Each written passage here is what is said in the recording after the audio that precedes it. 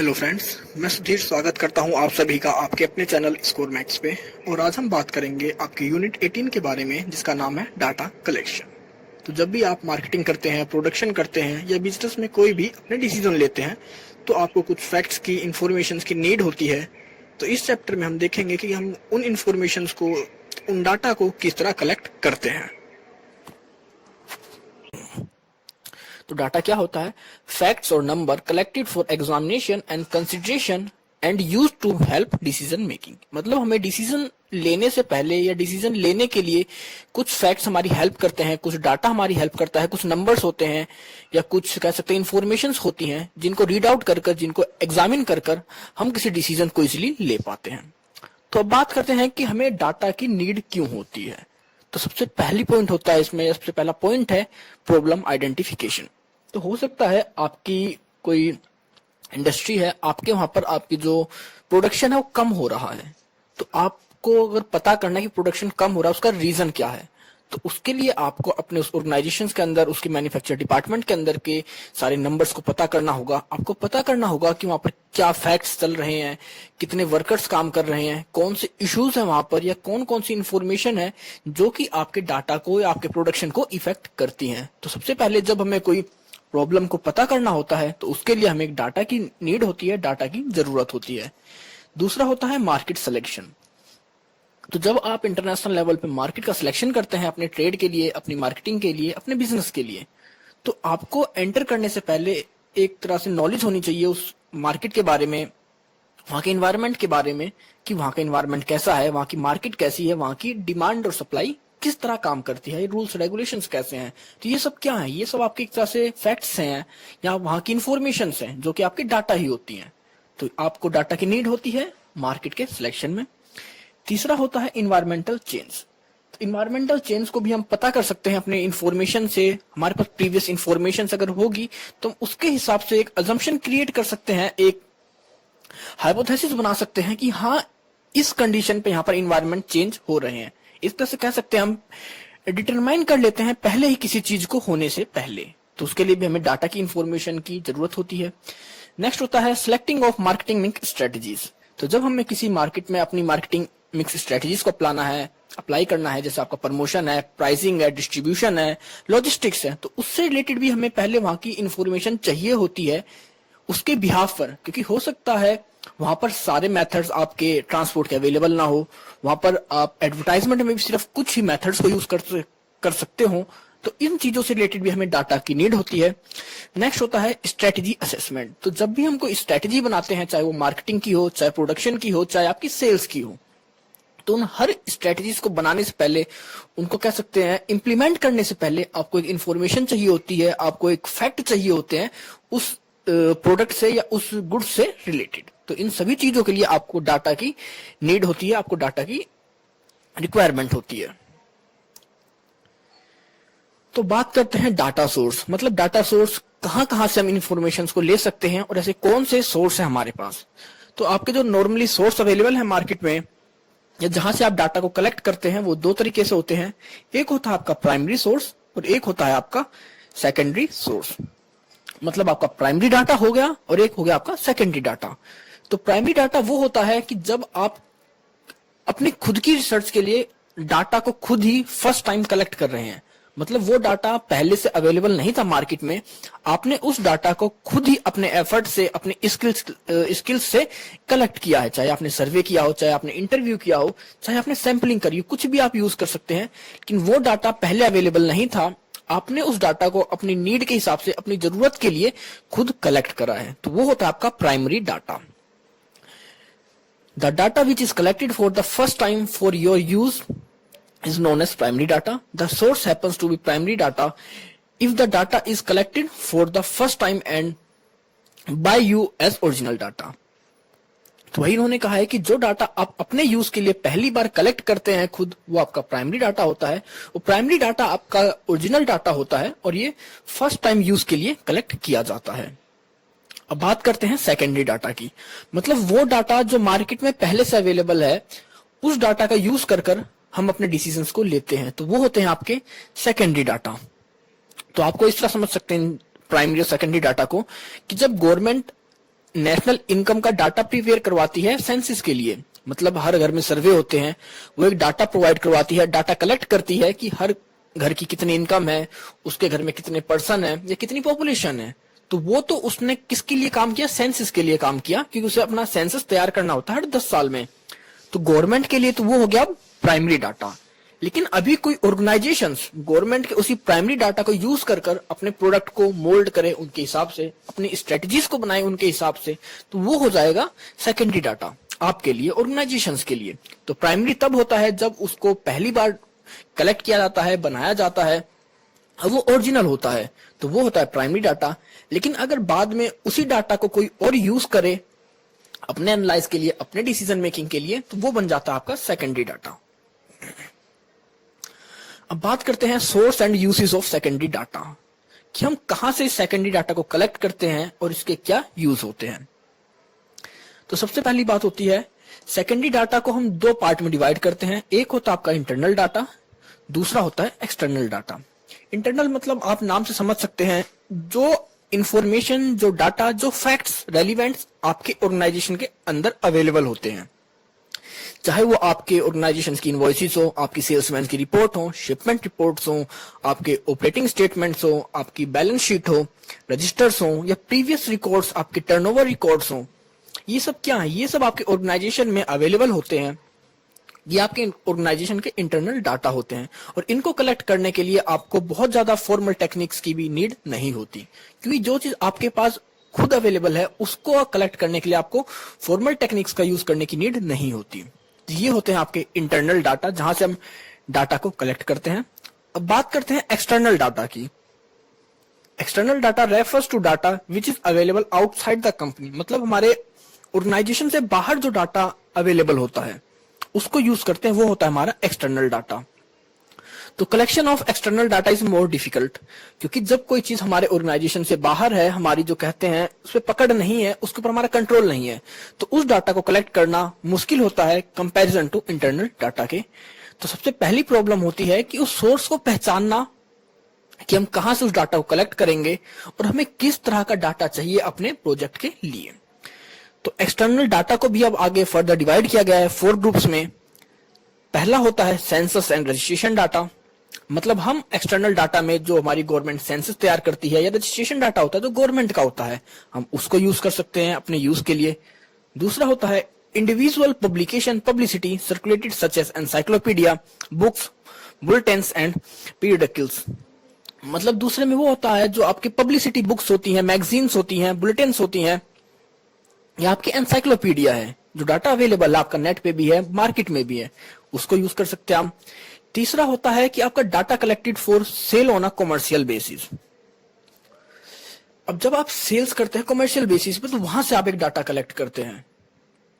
तीसरा वो आता है, और चौथा आता है मिसलेनियस, मतलब आप इन तीनों को छोड़ दें तो इसके बाद जो भी डाटा आप आता है आपका रिलेटेड, कितनी भी कहीं से आप कोई WTO से ले रहे हैं, हाई कमीशन से ले रहे हैं, गवर्नमेंट एजेंसी से ले रहे हैं, तो वो सारे इसके अंदर आ जाते हैं। तो अब कुछ सोर्सेज की बात कर लेते हैं जो पब्लिश्ड और अनपब्लिश्ड डाटा हमें प्रोवाइड कराते हैं। तो सबसे पहला होता है बैंक एंड फाइनेंशियल इंस्टीट्यूशंस। तो आप सभी जानते हैं कि बैंक और फाइनेंशियल इंस्टीट्यूशंस के पास, हर कंट्री का अगर कोई बैंक इंडिया में है तो उसके पास इंडिया की जो कस्टमर्स हैं, जो पॉपुलेशन है, उनकी एक इनकम का एस्टिमेट डाटा अवेलेबल होता है कि वो कितना एक्सपेंस करते हैं, कितनी अर्निंग करते हैं, या फिर कितना एक्सपेंस कर रहे हैं वो अपनी लाइफस्टाइल को इंप्रूव करने के लिए, किस चीज के ऊपर उनका क्या रेशो है एक्सपेंडिचर का, तो वहां से हम डाटा उनसे ले सकते हैं। दूसरा होता है chamber of commerce and trade associations. तो चैम्बर ऑफ कॉमर्स मतलब जहां से आपके कंट्री के ट्रेड को, कॉमर्स को रेगुलेट किया जाता है, तो उनके पास प्रॉपर डाटा अवेलेबल होता है कि कौन सी कंट्री किस चीज से रिलेटेड कितना एक्सपोर्ट कर रही है, कितना इंपोर्ट कर रही है, किस कंट्री में कितनी डिमांड है किस प्रोडक्ट की या सर्विसेज की। तीसरा होता है government agencies in the exporters and importers country. तो चाहे आपके इंपोर्टर की गवर्नमेंट एजेंसीज हो, चाहे एक्सपोर्टर की हो, क्योंकि उन दोनों के पास उस कंट्री का डाटा अवेलेबल होता है कि उनकी कंट्री में कितना प्रोडक्ट एक्सपोर्ट किया जा रहा है, कितना प्रोडक्ट इंपोर्ट किया जा रहा है, और इसके बिहाफ पर वो उस कंट्री की नीड, डिमांड, या कह सकते हैं प्रेफरेंस या टेस्ट के बारे में पता कर सकते हैं, वो आपको डाटा प्रोवाइड कर सकते हैं। नेक्स्ट होता है एम्बेसीज एंड हाई कमीशन। तो हर कंट्री में एम्बेसीज होती है, हर कंट्री के, दूसरी कंट्रीज के अंदर, या हाई कमीशन होते हैं। वहां पर जाकर आप इंफॉर्मेशन कलेक्ट कर सकते हैं related to your strategy, your project. Next होता है कमर्शियल इंटेलिजेंस सर्विसेज। तो आज के टाइम पे ऐसी सर्विसेज की आपकी एक ऑर्गेनाइजेशन भी काम करती हैं जो प्राइवेट वर्क करती हैं कि अगर आपको कोई डाटा चाहिए बिजनेस से रिलेटेड तो आप वहां से उन्हें पे कर कर उन्हें पेमेंट करके उनसे कलेक्ट कर सकते हैं। नेक्स्ट होता है international organisation such as WTO, UN organisation etcetera. तो अब कुछ आपके इंटरनेशनल ऑर्गेनाइजेशंस हैं जहां से आप डाटा को कलेक्ट कर पाते हैं एक्सटर्नल फॉर्म में, जैसे कि आपका WTO है, आपकी UN ऑर्गेनाइजेशंस है। ये सब क्या है आपके एक्सटर्नल कह सकते हैं एक्सटर्नल डाटा को कलेक्ट करने के सोर्सेज हैं। तो आपने देखा कि किस तरह हम सेकेंडरी डाटा को कलेक्ट करते हैं और कहां कहां से कलेक्ट करते हैं। तो बात करते हैं सेकेंडरी डाटा की एडवांटेजेस और लिमिटेशंस के बारे में। क्योंकि हम इस डाटा को पहले अवेलेबल है मार्केट में, हम इसके लिए कोई एडिशनल रिसर्च नहीं करते, कोई एडिशनल इन्वेस्टमेंट नहीं करते, तो इसकी जो कॉस्टिंग होती है वो कम होती है। सबसे पहला पॉइंट इसके एडवांटेज।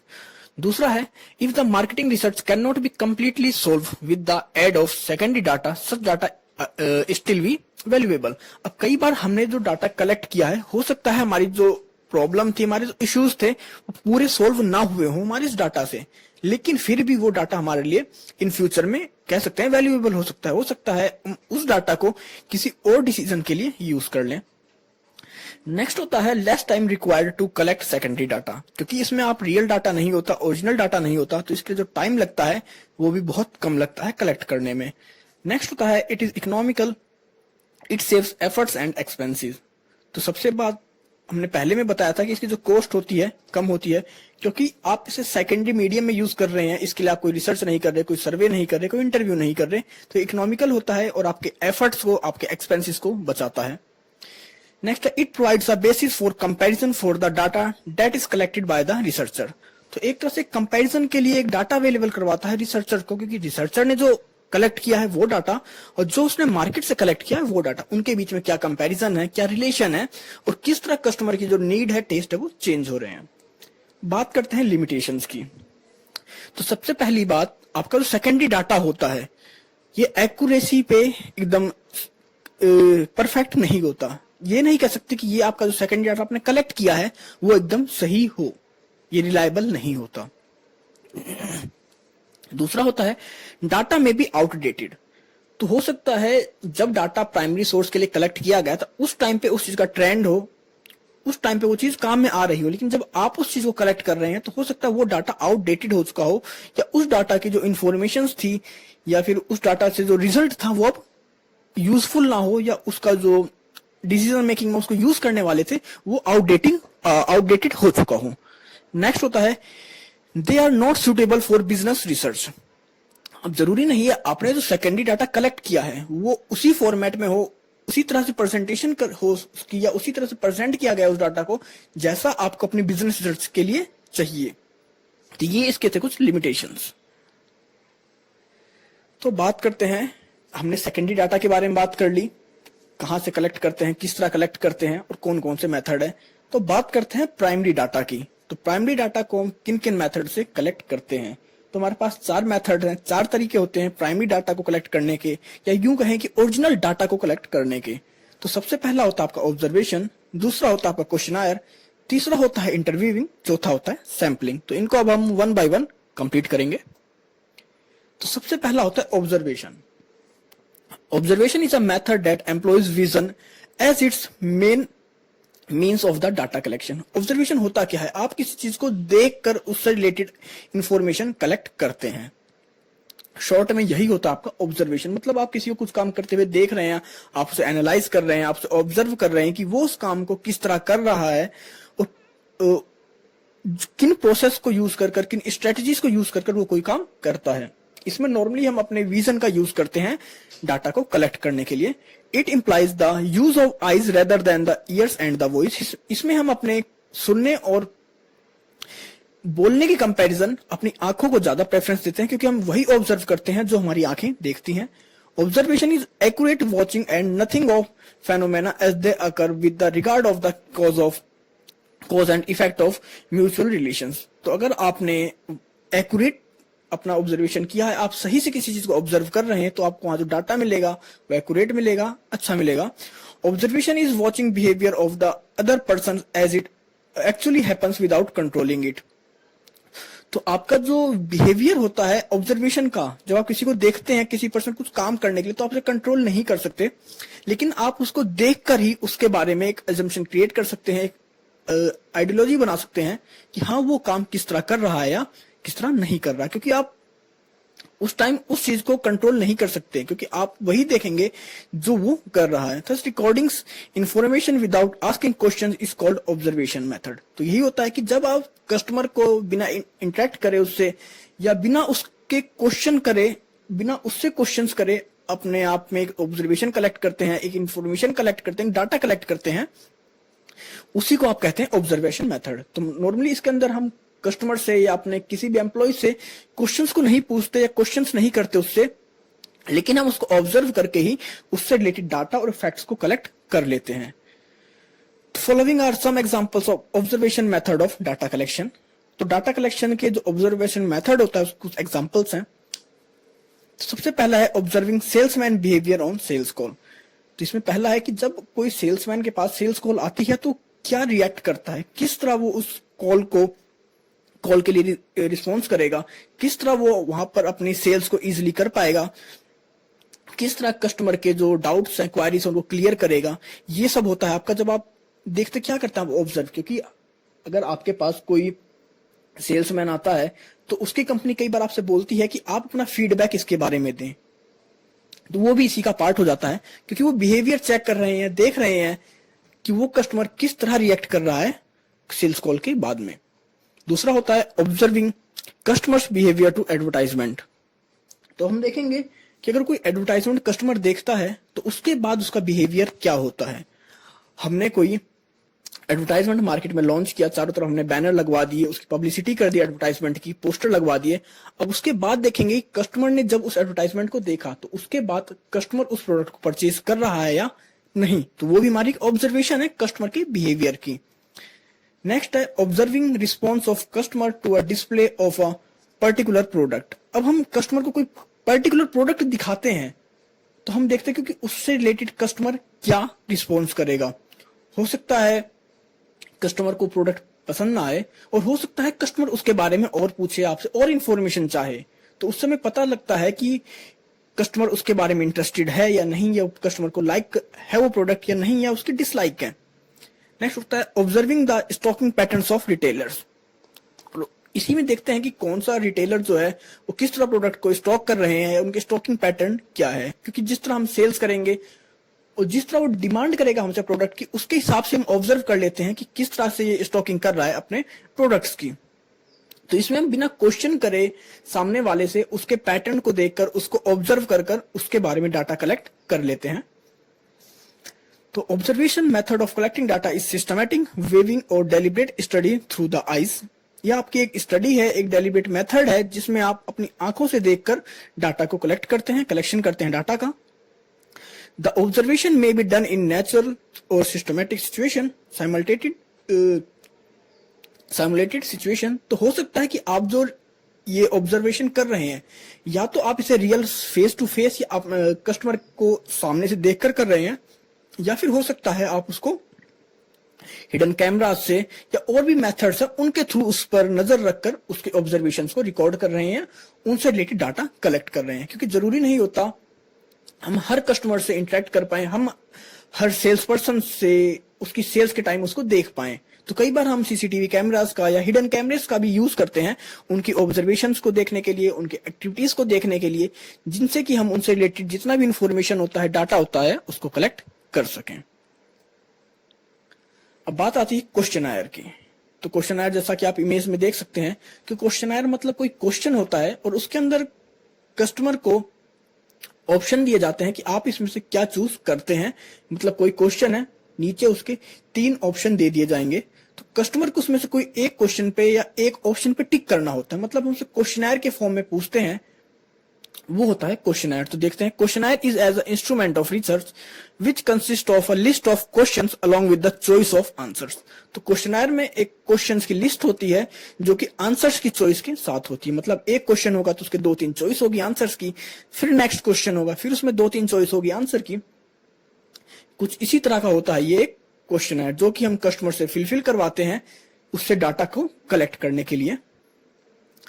अब बात करते हैं, the questionnaire is prepared in such a way that is translated the required information into a series of questions that information can and will answer. अब क्वेश्चनर को इस तरह बनाया जाता है कि इसमें जो हमारी इंफॉर्मेशन कलेक्ट होती है हम उसको ट्रांसलेट कर सकें, उनके क्वेश्चन सीरीज को ट्रांसलेट कर सकें उन इंफॉर्मेशन में जो हमें चाहिए होती हैं। तो बात करते हैं कि क्वेश्चनर की क्वालिटीज क्या होती हैं या अच्छा क्वेश्चनर में क्या क्या फीचर्स होने चाहिए। तो सबसे पहला होता है एंश्योर मैक्सिमम रिस्पॉन्स, कि ऐसा क्वेश्चनर तैयार करें वो अट्रैक्टिव हो कि उससे आपको मैक्सिमम रिस्पॉन्स मिले कस्टमर्स का। दूसरा होता है avoid irrelevant information and side issues, मतलब कोई ऐसी इंफॉर्मेशन नहीं होनी चाहिए आपको जिसका कोई रेलिवेंट फैक्ट ही ना हो। तो आपको सिर्फ इंफॉर्मेशन ऐसी हो जो रेलिवेंट हो, जो आप कह सकते हैं एकदम ट्रस्ट इंफॉर्मेशन हो, राइट इंफॉर्मेशन हो। नेक्स्ट होता है अवॉइडिंग लीडिंग क्वेश्चंस, मतलब यहाँ पर मिसलीडिंग आएगा कि आप कोई ऐसा मिसलीडिंग क्वेश्चन ना करें जिसमें कि कस्टमर उसको जवाब देने में हेजिटेशन फील करे या उसके लिए वो प्रेफरेंस या सुटेबल ना उसका आंसर देना। नेक्स्ट होता है question should be logically arrange, अब आपके जो क्वेश्चन होते हैं वो लॉजिकली अरेंज होने चाहिए। अब ये नहीं, जिस तरह आप लॉजिकली समझ सकते हैं कि अगर आप एग्जाम में जाते हैं तो सबसे पहले आप क्या करते हैं, आप अपना रोल नंबर डालते हैं, अपना नाम लिखते हैं, देन आप सबमिट करते हैं, उसके बाद आपके क्वेश्चंस आते हैं 1 बाय 1। ये नहीं है कि आप सीधा पहले पार्ट पे हैं तो आप सीधा लास्ट पार्ट पे आ जाएं, ऐसा आप नहीं कर सकते। आपको एक सीक्वेंस फॉलो करना होता है, एक लॉजिकल अरेंज होता है कि किस तरह कोई चीज को प्रेजेंट किया जाता है, तो वो आपके क्वेश्चनर में होना चाहिए। नेक्स्ट होता है facilitate evaluation analysis and interpretation, तो आपका जो क्वेश्चनर होना चाहिए उसका इवैल्यूएशन, एनालाइज और इंटरप्रिटेशन इजीली होना चाहिए। आपको इस तरह का क्वेश्चनर बनाना चाहिए कि उसको आप इजीली इवैल्यूएट कर सकें, उसको इजीली एनालाइज कर सकें। आपका जो क्वेश्चनर होना चाहिए वो शॉर्ट और सिंपल होना चाहिए, क्योंकि आपका क्वेश्चनर जितना शॉर्ट होगा, जितना सिंपल होगा, उतना ही कन्वीनियंस होगा कस्टमर्स के लिए उसे फिल करने में। लास्ट आपका make it easy for respondents to give the information that they, आपको क्वेश्चनर इस तरह बनाना चाहिए, उसमें ऐसे आपको चॉइस डालनी चाहिए आंसर्स की, इस तरह का क्वेश्चंस को मोल्ड करना चाहिए कि आप जो इन्फॉर्मेशन चाहते हैं कस्टमर से, आपको वो इन्फॉर्मेशन या वो जो रिस्पोंडेंट्स हैं वो इन्फॉर्मेशन आपको दे सकें। तो आप क्वेश्चनर की इमेज देख सकते हैं कुछ इस फॉर्मेट में, इसी तरह का आपका जो क्वेश्चनर होता है। अब बात करते हैं कि क्वेश्चनर को किस तरह डिजाइन किया जाए, किन पॉइंट्स का ध्यान रखा जाए। तो सबसे पहला, आपको जो इन्फॉर्मेशन चाहिए क्वेश्चनर के थ्रू, आपको वो क्लियर मेंशन करनी चाहिए। आपको पता होना चाहिए कि आप वो क्वेश्चनर क्यों बना रहे हैं, आपका मेन मोटिव क्या है। नेक्स्ट है arrange the question in logical sequence, आपके जो क्वेश्चंस होने चाहिए वो एक लॉजिकल सीक्वेंस में, क्रोनोलॉजिकल सीक्वेंस में होने चाहिए।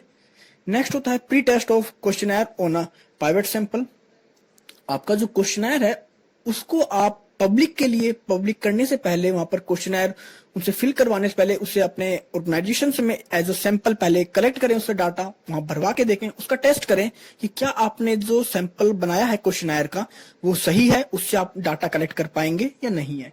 क्योंकि अगर आपने उस क्वेश्चनर को अपने ऑर्गेनाइजेशन में फुलफिल करवा के देखा तो आपको वहां पर जो कॉस्टिंग है, कोई इमेज पे आपकी इफेक्ट नहीं पड़ेगा ऑर्गेनाइजेशन की, लेकिन आपको एक तरह से फैक्ट मिल जाएगा, एक डाटा मिल जाएगा कि कस्टमर किस तरह रिएक्ट करेंगे आपके क्वेश्चनर के ऊपर।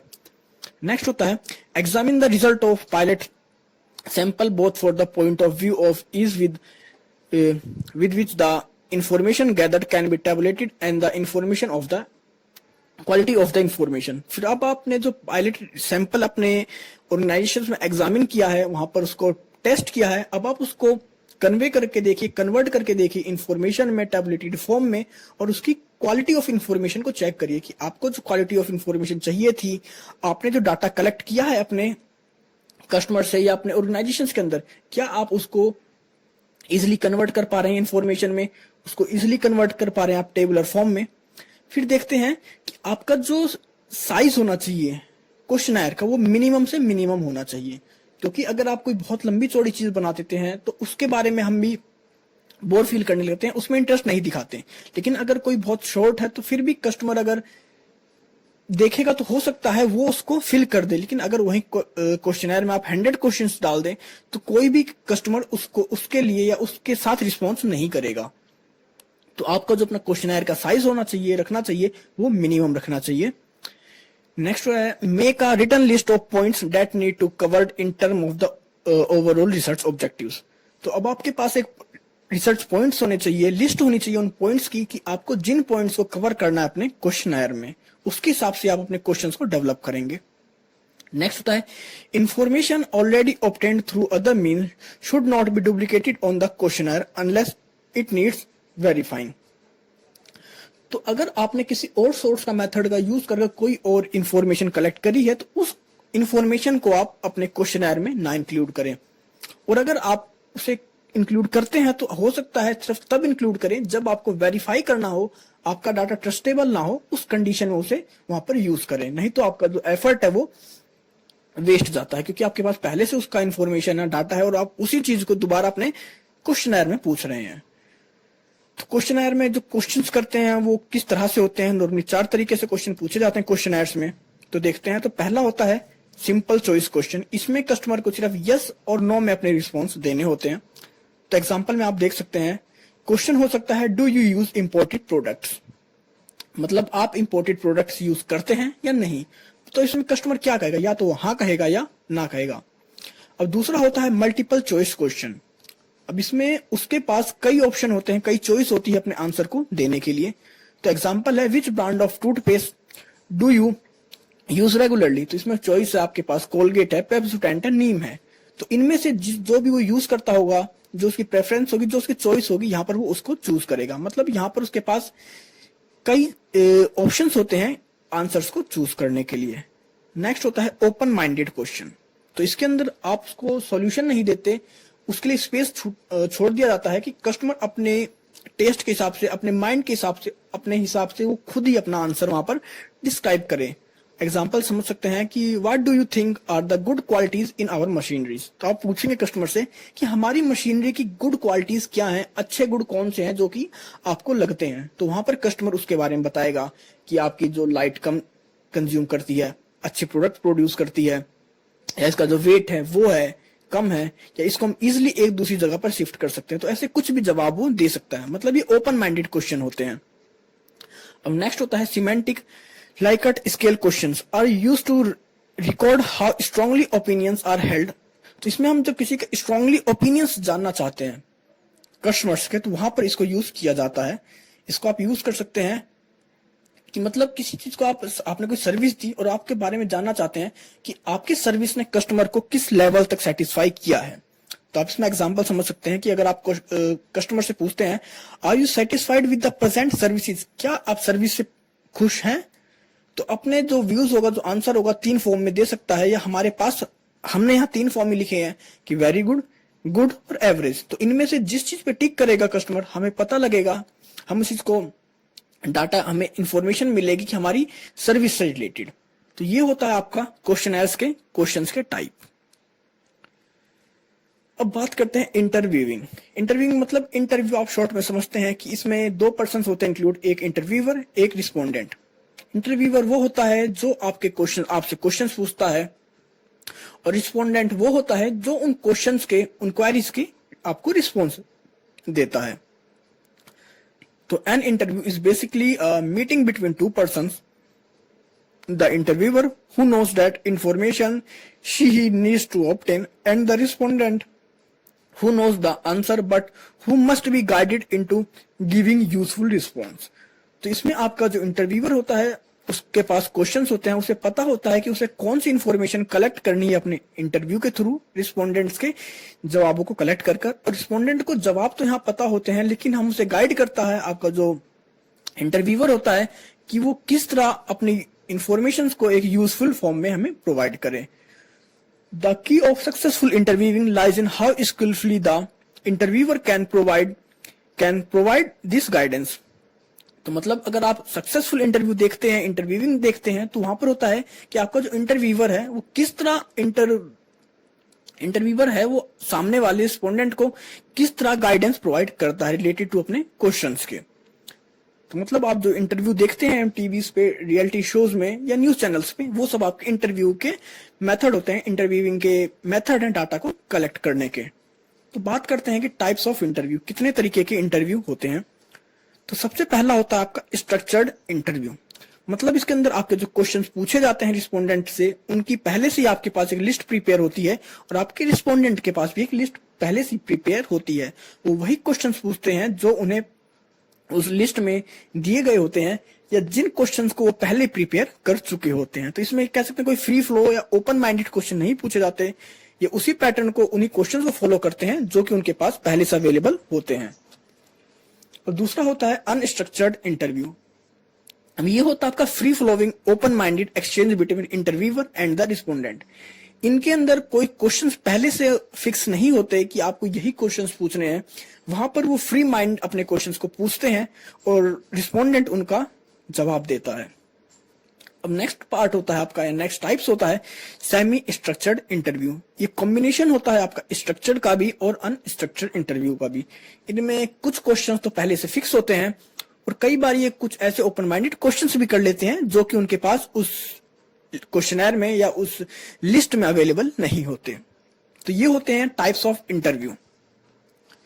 तो बात करते हैं कि इंटरव्यू लिया कैसे जाए, उसको किस तरह कंडक्ट किया जाए। तो सबसे पहला इसमें होता है इंट्रोडक्शन, दूसरा होता है a question and answer period और तीसरा होता है एन इनफॉर्मल डिस्कशन। तो अब बात करते हैं कि इंट्रोडक्शन में होता क्या है कि जब आप किसी का इंटरव्यू लेते हैं तो सबसे पहले आपका जो इंटरव्यूअर है वो बताएगा कि हाँ मेरा नाम ये है, मैं इस फील्ड से रिलेटेड हूं और मैं आज इस स्ट्रेटजीज के लिए, इस डिसीजन के लिए या इस फील्ड के लिए डाटा कलेक्ट कर रहा हूं या क्वेश्चन पूछूंगा। किससे? क्योंकि जो उसके सामने रिस्पोंडेंट होगा। तो इसमें क्या होता है कि वो मतलब इंटरव्यू अपने बारे में बताएगा और फिर रिस्पोंडेंट के बारे में बताएगा कि वो जिससे क्वेश्चंस पूछ रहा है वो पर्सन क्या है, उसका डेजिग्नेशन क्या है, उसकी आइडेंटिटी क्या है। क्योंकि जब तक हमें यही नहीं पता होगा कि क्वेश्चंस का सवाल पूछने वाला, इंटरव्यू में क्वेश्चंस पूछने वाला और उसका जवाब देने वाला कौन है, तब तक हम उस डाटा को, रेलिवेंट को समझ नहीं सकते। क्योंकि हो सकता है अगर कोई एक इंटरव्यू फाइनेंस मिनिस्टर प्रोवाइड कर रहा है या आरबीआई का गवर्नर दे रहा है इकोनॉमिक्स रिलेटेड, उसने कोई स्टेटमेंट दी और एक स्टेटमेंट कोई एक कह सकते हैं आप इलिटरेट पर्सन ने दी है, तो उनमें हम बहुत अंतर है। लेकिन हमें कैसे पता लगेगा, कैसे हम एक ट्रस्ट करते हैं उस फैक्ट पे, इंफॉर्मेशन पे? हमें पता होना चाहिए जो रिस्पोंडेंट है वो कौन है, उसका डेजिग्नेशन क्या है। फिर दूसरा पार्ट होता है a question and answer period. अब जब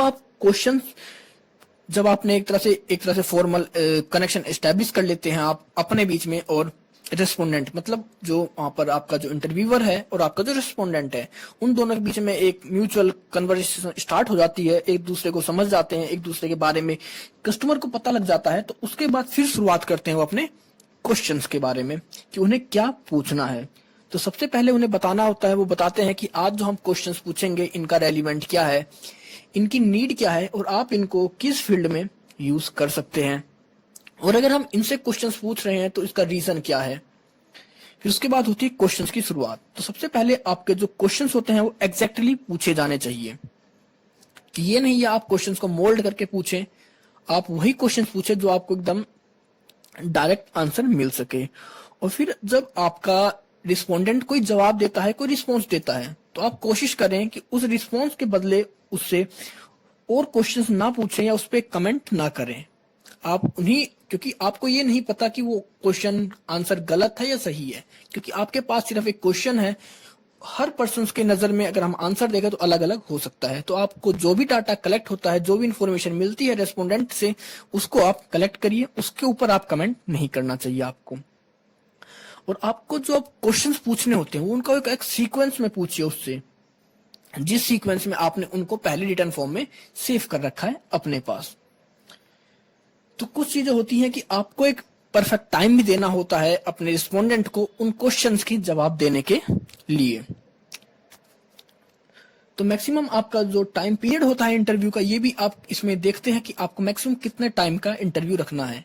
आप 1 घंटा 2 घंटा मैक्सिमम आपके 2 आवर्स बहुत ज्यादा हो जाते हैं किसी इंटरव्यू को रिकॉर्ड करने के लिए, इंफॉर्मेशन को कलेक्शन करने के लिए। आपका जो इंटरव्यूअर है वो ऐसा होना चाहिए, आपको ऐसा सेलेक्ट करना चाहिए कि जो अगर आपका इंटरव्यू बहुत लंबा चल रहा है, आपको बैक टू बैक इंटरव्यू लेने पड़ रहे हैं, तो उसमें वो बोर फील ना हो, या उसका जो रिस्पॉन्स है वो खत्म ना होने लगे, या वो टायर्ड फील ना करे। अब ये कुछ तरीके थे कि किस तरह हम उस चीज को उससे क्वेश्चंस करें, किस तरह हमारे क्वेश्चंस और जो आंसर्स होंगे वो अच्छी इंफॉर्मेशन हमें कलेक्ट करें या हमें अच्छी इंफॉर्मेशन दें। अब नेक्स्ट होता है एन इनफॉर्मल डिस्कशन। तो आपका जो इनफॉर्मल डिस्कशन होता है कि जब आपने इंटरव्यू कंप्लीट कर लिया, तो उसके बाद अब आप उस इंटरव्यू को किस तरह क्लोज अप करेंगे। इसमें आप कुछ फॉर्मल क्वेश्चंस पूछ सकते हैं कि अब आपकी आगे स्ट्रेटजीज क्या है, आपने हमें जो क्वेश्चंस के रिप्लाईज दिए इनके लिए आपका धन्यवाद, या फिर आपने जो भी अपना टाइम दिया, अपने जवाब दिए, अपनी राय दी हमारे इंफॉर्मेशन को कलेक्ट करने में, उसके लिए हम आपके लिए थैंकफुल हैं। या इस तरह के आप कोई भी वर्ड्स का या इन तरह की लाइंस का आप यूज कर सकते हैं। हो सकता है आप कोई गेस्टर्स का यूज कर रहे हो थैंकफुल कहने के लिए, या उसने जो टाइम आपके ऑर्गेनाइजेशन को दिया आपके इंटरव्यू को प्रोवाइड किया। क्योंकि ये नहीं कि आपने क्वेश्चन करे और एकदम से उसने आंसर, या फिर आप बिना कुछ कहे उस इंटरव्यू को खत्म करें। क्योंकि आपका जो खत्म होता है इंटरव्यू, तो उसको आप एक इनफॉर्मल डिस्कशन के साथ ही खत्म करना चाहिए। अब बात करते हैं सैम्पलिंग की। तो सैम्पलिंग मतलब सैंपल होता क्या है कि a chosen part of the universe which represented the characteristics of the universe. मतलब हम पूरी यूनिवर्स को तो स्टडी नहीं कर सकते, उसके एक एक पर्सन की नीड डिमांड को स्टडी नहीं कर सकते, तो हम यूनिवर्स के किसी भी ग्रुप को रैंडमली चूज कर लेते हैं और उसके ऊपर उनकी नीड्स, उनकी इंफॉर्मेशन के बिहाफ पे हम पूरे यूनिवर्स को कैरेक्टराइज कर लेते हैं। तो in sampling, a small group is chosen random from a large group. In market research, as elsewhere, a sample is some chosen part of a universally. तो सैम्पलिंग वही होता है कि जब आप एक बड़े ग्रुप से किसी रैंडम को चूज कर लेते हैं, किसी छोटे से ग्रुप को चूज कर लेते हैं रैंडमली, और उसके बिहाफ पर आप जो इन्फॉर्मेशन कलेक्ट करते हैं वहां से, वो होता है आपकी सैम्पलिंग।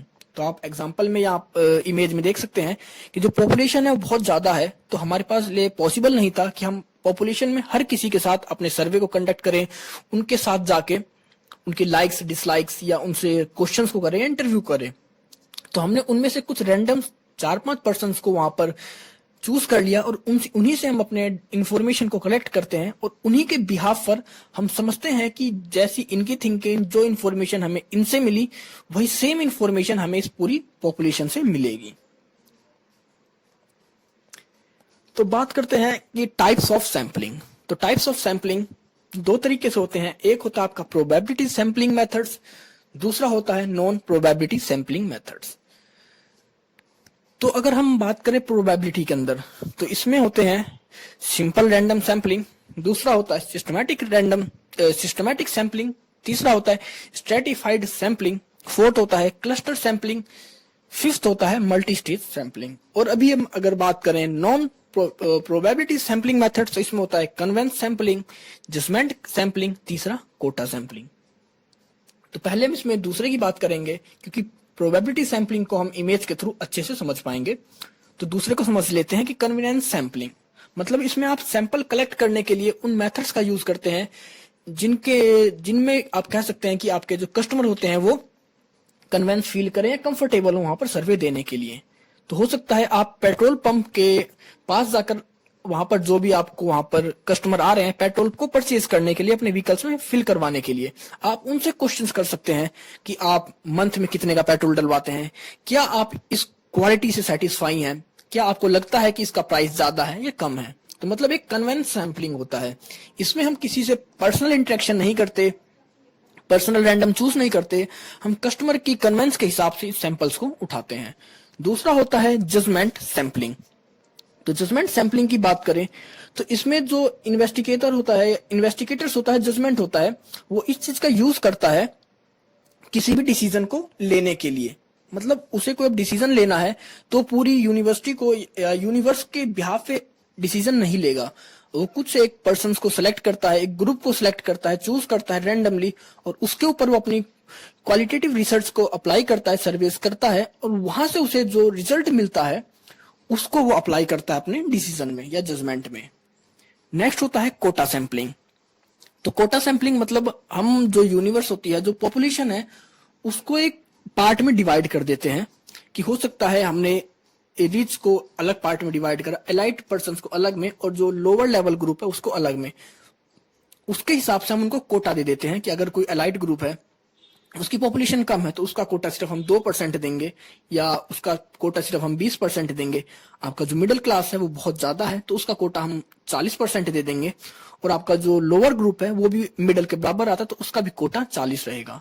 तो यहाँ पर हम जो पॉपुलेशन होती है उसको हम अलग अलग कोटा में डिवाइड कर देते हैं, उनकी कह सकते हैं उनकी क्वालिटीज के हिसाब से, या जो उनकी एक वैल्यू होती है, जो उनका टाइप होता है सोसाइटी में रहने का, किसी भी बेस पे हम उन्हें डिवाइड कर देते हैं, उनको कोटा में डिवाइड कर देते हैं, और उसके बेस पे हम वहां से डाटा कलेक्ट करते हैं, और जो डाटा हम उनसे कलेक्ट करते हैं वो उनके कोटा के हिसाब से ही अप्लाई किया जाता है। अब बात करते हैं प्रोबेबिलिटी सैंपलिंग मेथड्स के बारे में। तो इसमें आपके पास 5 मेथड है, तो इन पांचों को हम इमेज से बेटर वे में समझ पाएंगे। तो सबसे पहला होता है सिंपल रैंडम सैंपल। तो इसके अंदर आप पॉपुलेशन के किसी भी ग्रुप को, किसी भी पर्सन को रैंडम चूज करते हैं अपने सैंपल के लिए, इंफॉर्मेशन कलेक्ट करने के लिए। तो आप इमेज में देख सकते हैं कि आप रैंडमली यहाँ पर लोगों को चूज किया गया है अपने किसी भी इंफॉर्मेशन को कलेक्ट करने के लिए। मतलब इसके अंदर कोई एक सीक्वेंस नहीं होता, कोई चेन नहीं होती, कोई मेथड नहीं होता कि हाँ हर आप तीसरे पर्सन को चूज करेंगे, हर दूसरे पर्सन को चूज करेंगे। इनका जिसे मन करता है उसे रैंडमली चूज कर लेते हैं अपनी इंफॉर्मेशन को कलेक्ट करने के लिए। अब दूसरा होता है सिस्टमैटिक सैंपल। इसमें होता है कि एक सिस्टम है, एक सीक्वेंस है, उसी को फॉलो कर आप कस्टमर को चूज करते हैं अपने इंफॉर्मेशन को कलेक्ट करने के लिए। जैसा इसमें आप देख सकते हैं कि हर 2 पर्सन को छोड़कर तीसरे पर्सन को यहाँ पर सिलेक्ट किया जा रहा है सैंपलिंग के लिए। तो इसमें क्या है, सिस्टमैटिक सैंपल है ये, सिस्टमैटिक क्रोनोलॉजिकल सीक्वेंस में चल रहा है काम, कि हर 2 पर्सन को छोड़कर हम तीसरे पर्सन पर अपने सर्वे को, या अपने जो सैंपलिंग मेथड को, या अपने इंटरव्यू को कर रहे हैं। थर्ड होता है स्ट्रेटिफाइड सैंपल। अब इसमें हम जो कैटेगरीज होती है, पर्सन को उनकी कैटेगरीज के हिसाब से डिवाइड कर देते हैं। जैसे किसी सोसाइटी में मेल्स हैं, फीमेल्स हैं, तो हम मेल्स को अलग कैटेगरी में डालेंगे, फीमेल्स को अलग कैटेगरी में चूज करेंगे, और उनके बिहाफ पर हम उन दोनों कैटेगरी से अलग अलग पर्संस को चूज करते हैं अपने, कह सकते हैं कि अपने सैंपल के लिए।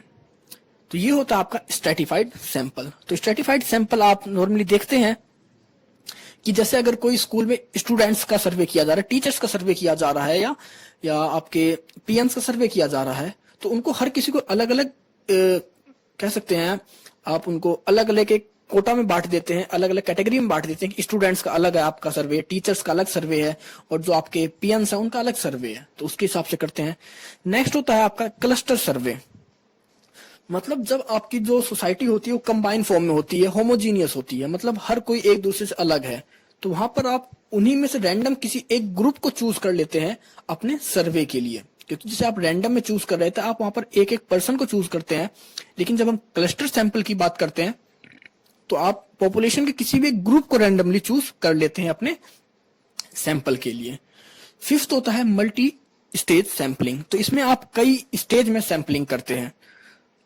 तो आप एग्जांपल समझ सकते हैं कि आपको कस्टमर्स की कह सकते हैं चॉइस के बारे में, या उनके फूड टेस्ट के बारे में सैंपल या डाटा इंफॉर्मेशन कलेक्ट करना है। तो सबसे पहले आप क्या सिलेक्ट करेंगे, आप किस कंट्री के लिए ये करेंगे। तो हो सकता है आपने इंडिया चूज करा कि आप इंडिया में आई सैंपल कलेक्ट करेंगे, वहां से इंफॉर्मेशन कलेक्ट करेंगे। उसके बाद दूसरी स्टेज होगी कि आप किस स्टेट को चूज करते हैं। अब इसके लिए हो सकता है आपने दिल्ली को चूज किया, ठीक है, दूसरी स्टेज आपने दिल्ली को चूज कर लिया। अब दिल्ली की बात करेंगे, आप दिल्ली के किस जोन को, इसके बाद किस डिस्ट्रिक्ट को चूज करते हैं। तो आपने अगर साउथ वेस्ट चूज करा, आपने तीसरे लेवल पे आगे सिलेक्शन करते हुए कि आपने साउथ वेस्ट जोन को चूज कर लिया, सेलेक्ट कर लिया अपने सैंपलिंग मेथड के लिए।